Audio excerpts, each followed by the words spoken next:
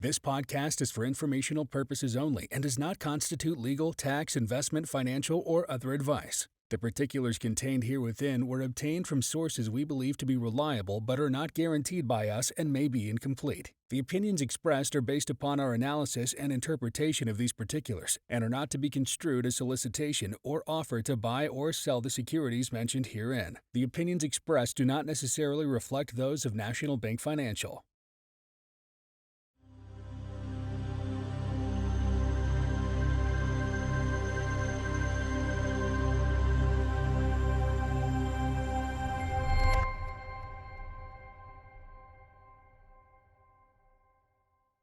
Martin, thank you so much for coming in today. Really appreciate it. My pleasure to be here. Awesome. Thank you. Well, it's a pleasure to have you here, Martin. And we can't have an investment discussion without talking about inflation and policy rates. I want to touch both on the inflation picture in Canada and the US, as it's a little bit different at this point in time. Mm-hmm. But starting with the US, obviously there's been tremendous progress made by the Fed in bringing inflation down. But we seem to be stuck in a challenging area right now of inflation. Yeah. It's stuck in around the 3.5% range. We've had rate cut expectations now pushed back to later in the year, fewer cuts than anticipated. That said, can you walk us through your inflation outlook and what that might mean for policy decisions and how you see this really unfolding? Absolutely.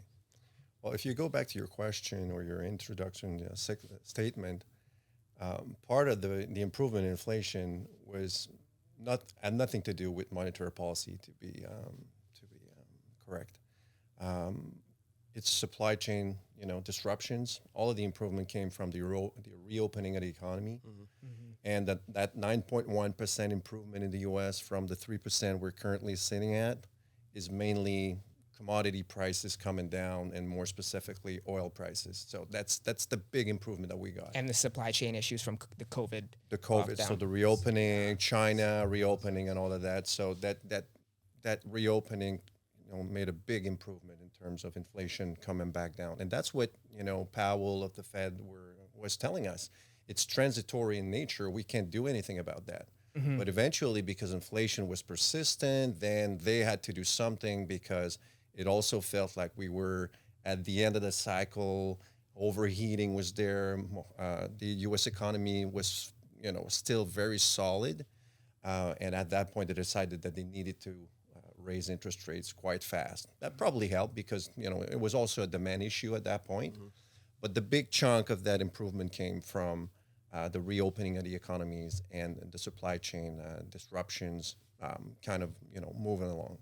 So that being said, now the big problem remains that services inflation is quite elevated in the U.S. and it's kind of sticky around 3.5%. Mm-hmm.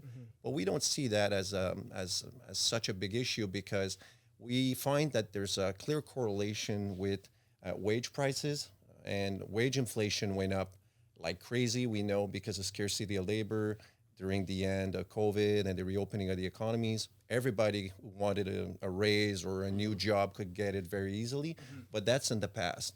After peaking around 7.5%, wage growth has come down almost below 5%, and every indicator we're following or monitoring closely is telling us that it'll continue to converge towards 3.5%. So for us, there's going to be a door or a window for the Fed to lower rates before the end of the year.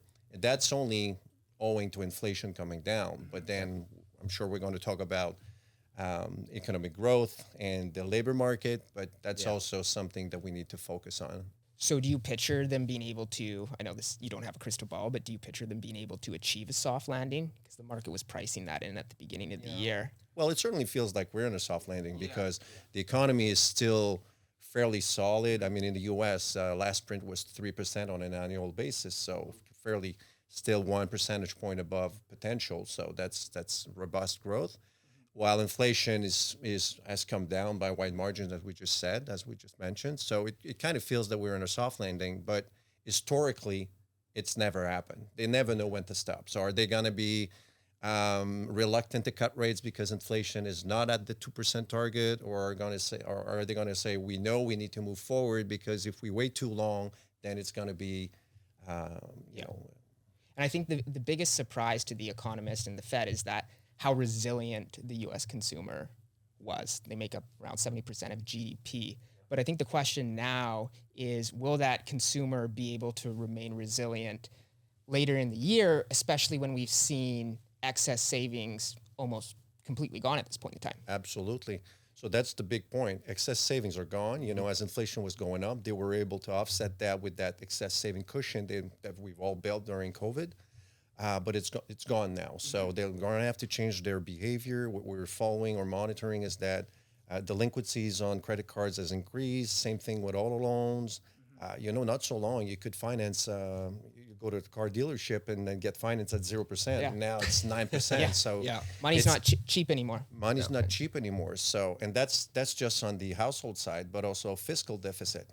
Why, as Biden, you know, if the economy was so good, why was there a deficit that size during that period? And that's So- what's, I think, propping up the U.S. at this point in time is the fiscal stimulus that happened in 2023 and the fiscal drag. Yeah. Yeah. So that's gone, and if households will change their behavior, you gotta anticipate that there's going to be some form of slowdown, which would be normal. And going back to your point of, is it inevitable that we're in a soft landing? Well, either there's not going to be a soft landing, and we're already in a new cycle, and things will continue to improve, and then we have to watch inflation as we move along. But that's going to lead to no rate cuts. I mean, the Fed is not going to be in a position to lower rates in that environment, or we're back to normal at the end of a cycle, and eventually that the raise of interest rates will have its impact on economic growth, and that's kind of where our focus is right now. Awesome. Well, I appreciate your input on that. Now, turning the conversation over to Canada, it's a little bit of a different picture. It's no question that our economy's been less resilient than the U.S. Yeah. We look at our inflation picture. There's been some structural challenges there with the shelter component and the massive population growth. But if we look at the most recent print in Canada that just came out in April, like the CPI print came in at 2.7%, Yes, a 3-year low. We exclude mortgage interest costs from this, and it's even lower. and we exclude rent, and it's around 1.4, 1.3. Yep. So my question to you is, why is the Bank of Canada still at peak policy rates, and do you think they've overdone it with the restrictive measures? Probably. I think the door is open for them to lower rates before the Fed. So right now it's a coin toss. Markets are not sure if it's going to be June, or are they going to wait for more information from the Fed and then start in July.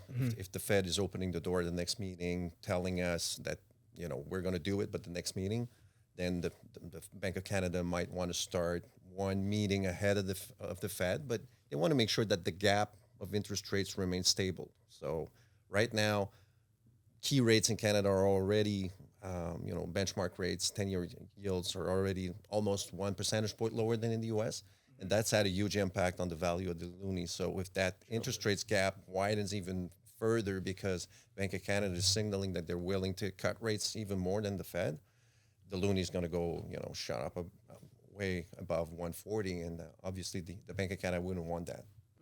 No, exactly. Yeah. And that's a big thing, is how big of a discrepancy can the Bank of Canada have to the Federal Reserve without absolutely destroying the foreign conversion rate, right? So that's a huge thing that I think most people don't take into account. Obviously, we think that we have the ability to cut sooner based on the kind of deteriorating economic landscape, but it's happened before. I mean, the Bank of Canada has lowered rates before the Fed before, but they want to make sure that they're going to follow suit, and then they both will be dropping rates in sync.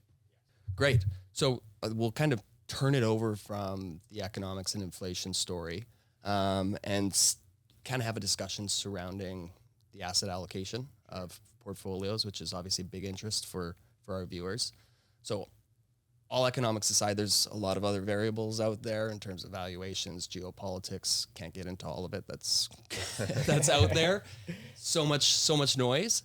But I want to touch on your thoughts on an overall asset allocation for a balanced portfolio. That's what everybody really looks at. But before we talk about that holistic positioning, just kind of want to get your thoughts on how you see kind of positioning the different elements from fixed income, equities, and alts. And so we can just start with fixed income. So positioning in terms of your mindset right now, obviously you have super tight credit spreads at this juncture, still peak policy rates, so don't know where defaults are headed. But what are your thoughts on credit kind of positioning, but also duration positioning as well? Yeah.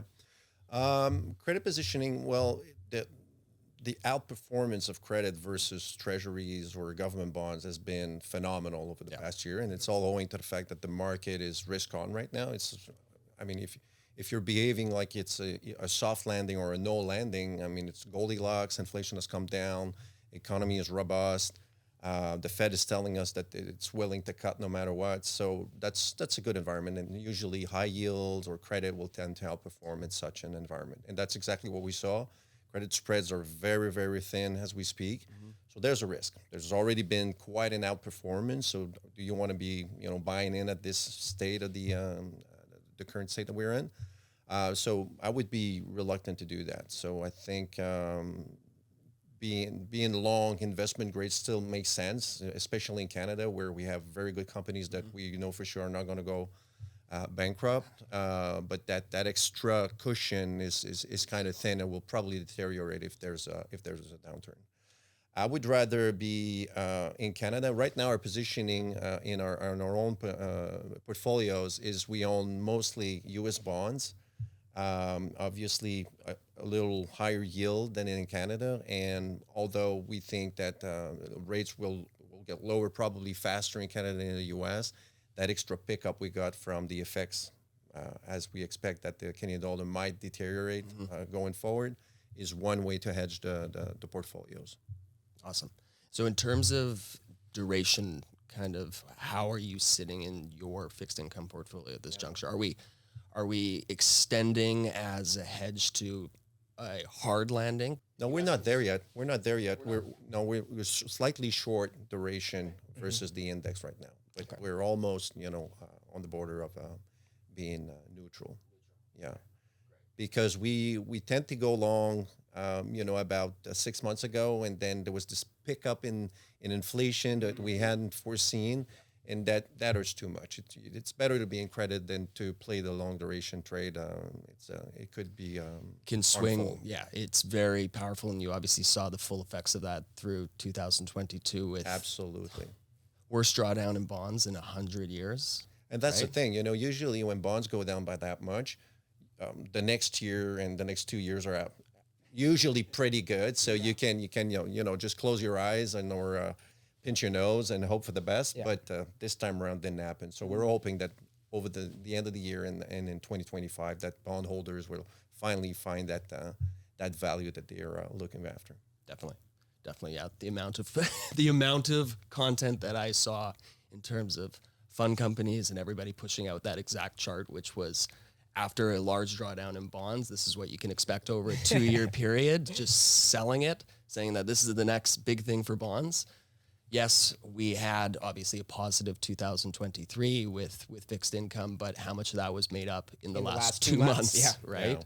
So interesting dynamic. And then you always have to look at the spread with equities too. You know, that's something also to take into account, right? Yeah. So from an equity standpoint, so much to unpack. We'll just kind of keep it simple. So in terms of geography, what's your preference? Canada, U.S., international? Where do you see the most amount of value at this point in time? We're still heavily invested in the U.S. Okay. Growth has been the outperformance or the leadership for the past 15 years or so, but we think it'll continue. Like, we don't know what's going to happen with artificial intelligence, those big names right now. We've been talking about the Magnificent Seven for a long while now, but it seems that as Apple is maturing and stuff like that, people are taking profit and moving into the NVIDIAs and all of these microprocessors of the world. NVIDIA just reported yesterday another amazing earnings report, and it's up 28 billion in one quarter. Yeah. So we don't know what that's going to lead to. Is it the next surge in productivity? But we know for sure that it's probably come from the U.S. So on an innovative and R&D side, you can't really go short growth, even though it's been doing so well. But then we're at the beginning of a new cycle, it seems, and usually early cyclicals or commodities, IT stocks or technology-driven stocks have been outperforming for the past decade or so. So usually it goes in stride, and it might be that a new commodity cycle starts. So you kind of have to look at both ways. But for the time being, we kind of like being invested in the U.S. still. Just on the U.S., sorry to cut you off there, but obviously it's been the main story of the Magnificent Seven. Totally agree with you. We have exposure to all of those names because we're under the impression that that's where the next innovation is always going to be, right? And they're so large, we'll just assume any competitor that comes their way, right? But if we take a look at, there's an interesting kind of story that's been developing. Everybody's been talking about small, mid-cap names as of late, and the large discrepancy that's occurred between the S&P 500 and the Russell 2000, right? Do you see any value in the small cap space at this juncture? It's undervalued, so usually, there's it could be mean reversion, could be catch-up effect that could happen at any time. If it's the beginning of a new cycle, then obviously small cap will try to catch up to very large cap. But usually small cap will tend to outperform when the U.S. dollar is on a downtrend. We're not seeing that just yet. Perhaps when Federal Reserve starts cutting rates, we'll get there. But if that happens, then I'm not sure that we're at the beginning of a new cycle. We're still at the end of the old cycle. So you have to be worried about cautious. that. Yeah. Same with emerging markets. Emerging markets seems that we're at the very end. There's value, but it's a value trap. Like China, it's super cheap. Are we at the beginning of the commodity cycle? Is this the beginning of a new thing? We don't know. It seems to me that all of the ingredients that you need to see for emerging markets to outperform are not reunited just yet. Cool.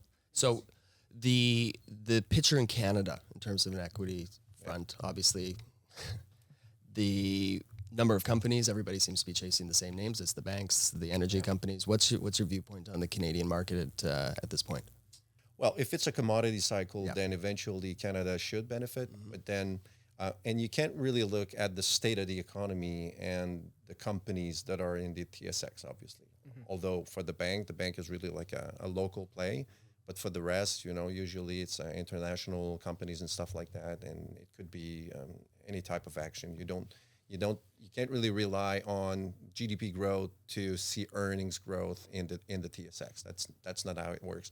It's certainly not the case in Europe. We saw that although there was difficulties surrounding the war in Ukraine and the energy crisis, that the DAX, the 30 in Germany, continued to outperform by a wide margin, pharmaceuticals and stuff like that over there. So it's the same here in Canada. So it depends on the type of environment that we're in, but I think that for as long as the leadership continues to be in tech-driven stocks, Canada is going to be lagging for sure. But if eventually there's a turnaround and we're in a new cycle, beginning of a new cycle, commodity cycle, just because we're a resource-based market, then we should outperform, just the way we did when emerging market and China outperformed during 2000 to 2010. But for that to happen, we really need to see the U.S. dollar start to depreciate. You mentioned commodities, and obviously there's been a huge run-up in gold, reaching all-time highs. Yeah. What are your thoughts on gold right now? Gold has been going up lately because China and most of the BRICS country are starting to diversify from treasuries. So instead of buying treasuries, they just decided to go to buy gold. Obviously, it's linked to the trade dispute in between the U.S. and China in large part.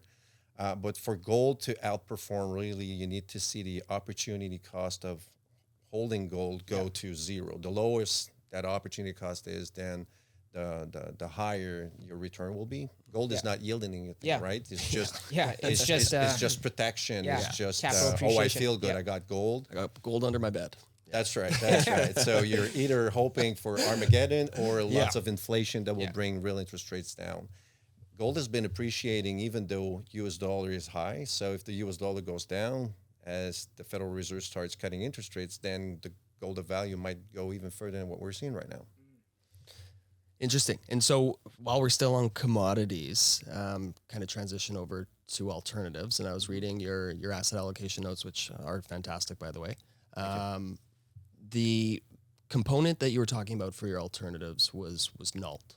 Yep. Right, which is I believe it's 27 different commodities that is traded obviously through futures. Yep. And so at this point in time, is that how you're playing mainly the commodity aspect? If we have this new commodity upswing, is that your go-to? Well, NALT is one way to do that.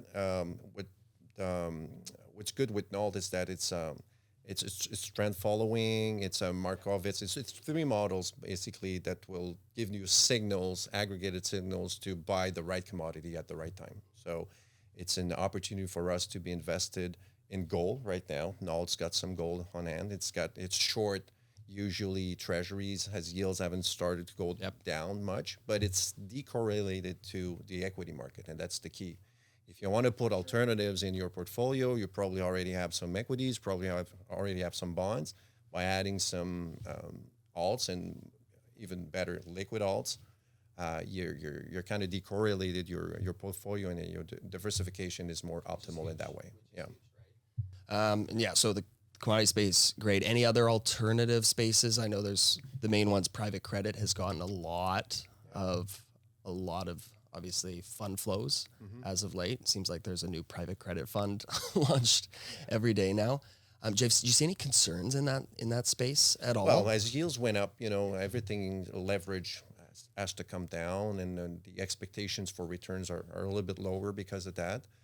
Same thing with infrastructure, private infrastructure, or even private equity for that matter. So, but I think that if you choose the right partner to partner with, then you should continue to expect some decent returns. Usually when you build a position in private credit or private equity or infrastructure for that matter, or even land and timberland or stuff like that, it's for the long run. I mean, you're not playing the short-term volatility. You're just investing, building a portfolio, and it takes time just because you have the J curve and the liquidity issues of being invested in such type of environment. So you can't really look at it as a timing opportunity. It's you do that for the long run. Once you're invested in there, you have to live with buy the and hold volatility. for quite some time, right? And especially with those liquid alternatives, right? People tend to think that they can get in and out of it. Yeah. And I think that education piece where, hey, no, this is not something you trade. And that's right? where you guys are here for. This is what we're here for, exactly. So kind of take it full circle. If we just look at the asset allocation balance portfolio, what does that look like? It's pretty boring right now. Yeah, We're okay. neutral.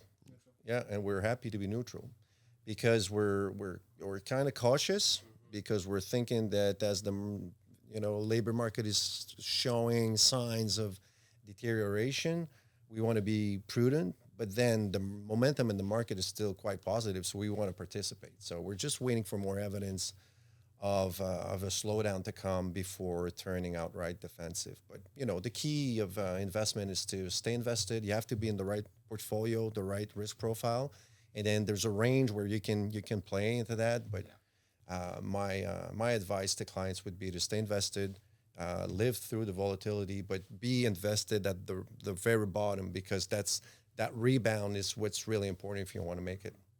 Exactly. Couldn't agree more. Perfect. Yeah. Okay, so Chase, I think just your last question. Well, you kind of summed up Yeah, my exactly. last That question was there, pretty- so that I don't pretty think much I need was to it. ask my last question. Yeah. but- So, well, either way, I think that was fantastic. Kept it short, concise. Thank you so much, Martin, for coming in. Appreciate your Really time. appreciate My it. pleasure. Good luck Awesome. for you guys. Awesome. Thank you so Thanks much. a lot.